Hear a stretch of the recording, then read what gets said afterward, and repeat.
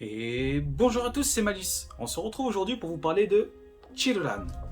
Et pour ce faire, j'aimerais vous parler d'un personnage emblématique et j'ai nommé Shinpachi Nagakura.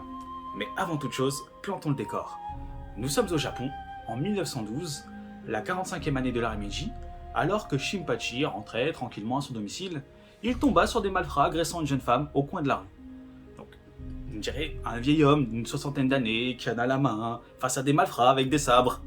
C'est un mauvais plan, n'est-ce pas? Et pourtant, Shinpachi va se débarrasser d'eux d'un simple revers de la main. Comment un vieil homme pouvait réussir une telle prouesse? Que faisait cette jeune femme dans cette ruelle? Eh ben, il y avait une raison à cela.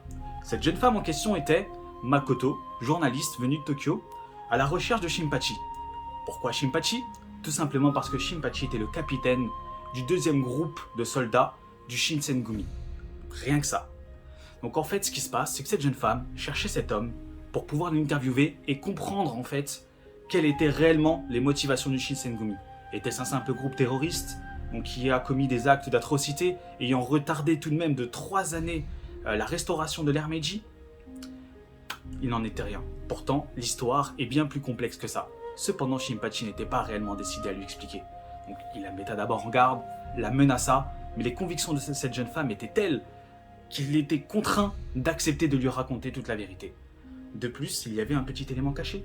Donc, cette jeune femme, du moins son regard et sa conviction, lui rappelait une ancienne connaissance.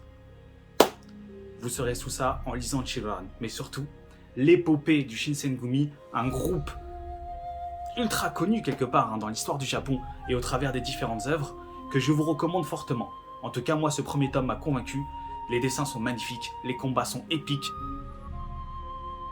Pour ceux qui auront apprécié Kenshin le Vagabond, ou alors Peacemaker, ou Les Loups de Hinata, mais aussi Gamaran ou bien Samurai d'Hyperkyo, ce manga est vraiment fait pour vous.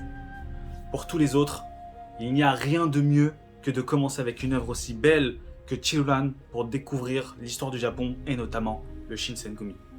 Voilà, c'est tout pour moi. J'espère que vous avez apprécié cette vidéo et surtout que vous appréciez Chiruran ou tout simplement que ça a pu vous intéresser.